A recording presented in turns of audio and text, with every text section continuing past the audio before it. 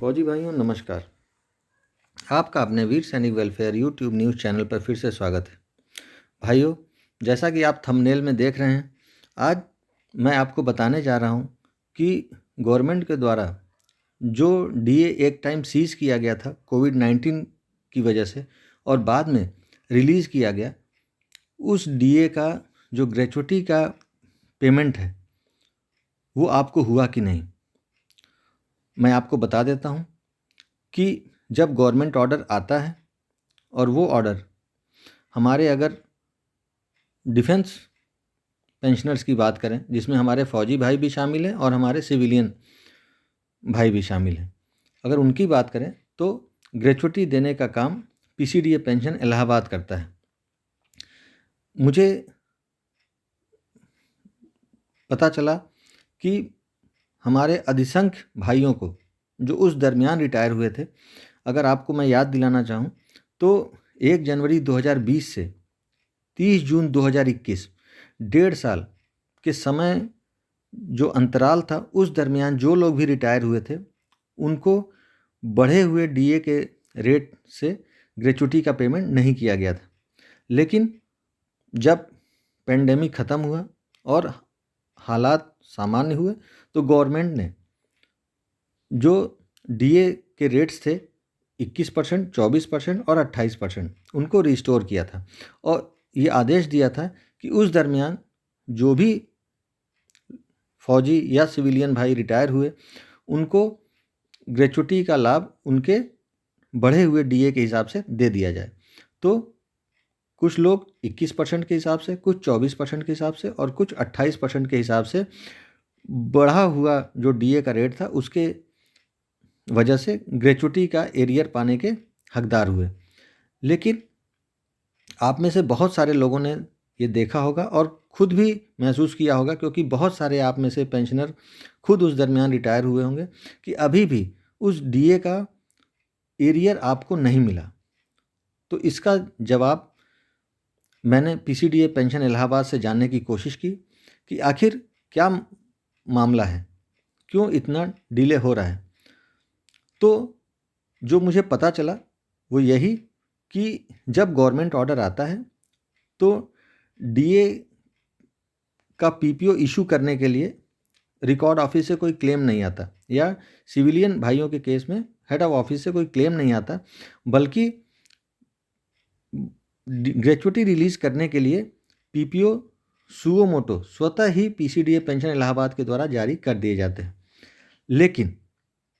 इस बार डीए का एरियर देने में इसलिए देरी हो रही है क्योंकि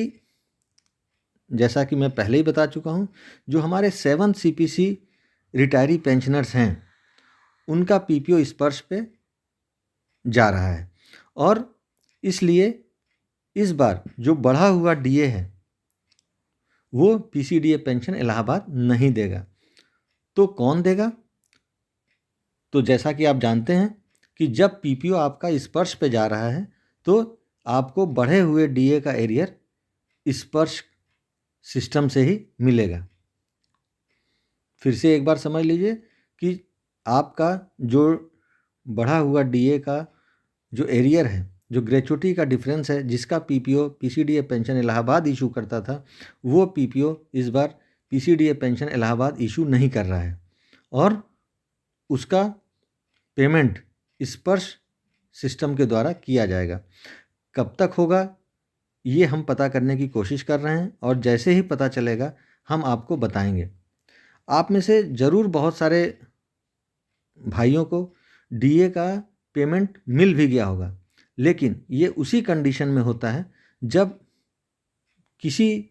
चेंज के लिए आपका क्लेम रिकॉर्ड ऑफिस से पीसीडीए पेंशन इलाहाबाद में आता है और जब पीसीडीए पेंशन उस चेंज के लिए कोरिजेंडम पीपीओ इशू करता है, तो अगर आपका डीए का बढ़ा हुआ रेट इफ़ेक्टिव होता है और आप उसके पात्र होते हैं तो उस पीपीओ में ही आपको ग्रेच्युटी का डिफरेंस दे दिया जाता है। ऐसा हम सब जानते हैं। इसलिए कुछ लोगों को जिनका क्लेम किसी भी वजह से पीसीडीए पेंशन इलाहाबाद में कोरिजेंडम पीपीओ इशू करने के लिए इस दरमियान आया होगा, उनको तो डीए का पेमेंट मिल चुका है, परंतु जिनका क्लेम नहीं आया और उनका suo motu PPO PCDA pension Allahabad के द्वारा किया जाना था। इस बढ़े हुए डीए की वजह से ग्रेचुइटी का एरियर देने के लिए उनका पीपीओ अब पीसीडीए पेंशन इलाहाबाद नहीं कर रहा है और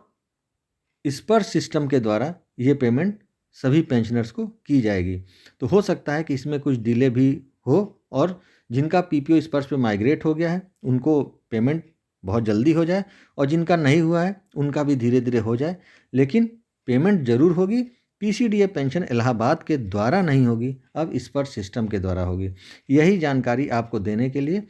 मैं ये वीडियो लेकर आया था और आशा करता हूँ कि इससे अगर आप लोगों ये सोच रहे होंगे कि क्यों नहीं मिल रहा है या कोई कंप्लेंट करनी चाहिए, तो आपको ज़रूर आश्वस्त होंगे आप और आश्वासन मिलेगा कि नहीं, डीए का रुका हुआ एरियर हमें बहुत जल्द मिलेगा। एक बार फिर से ये कहते हुए कि पेंशन से संबंधित अगर आपकी कोई भी क्वेरी है, कोई आपकी शिकायत है, आप मुझसे कमेंट सेक्शन के द्वारा इस चैनल के माध्यम से पूछ सकते हैं। मैं कोशिश करूँगा कि उनका हल भी दूँ, लेकिन अपना रैंक, ग्रुप, क्वालिफाइंग सर्विस और ईयर ऑफ रिटायरमेंट ज़रूर लिखा करें, जिससे कि मैं समस्या का समाधान पूरी तरह से करने में सक्षम हो सकूं। आप सभी से रिक्वेस्ट है कि आप मेरे वीडियोस को अपने ग्रुप में ज़रूर शेयर करें और मेरे चैनल को सब्सक्राइब करें, जिससे कि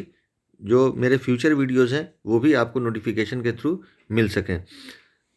जब मुझे कोई अगली सूचना मिलेगी मैं जल्द ही उसको लेके आपके सामने आऊँगा। तब तक के लिए जय हिंद।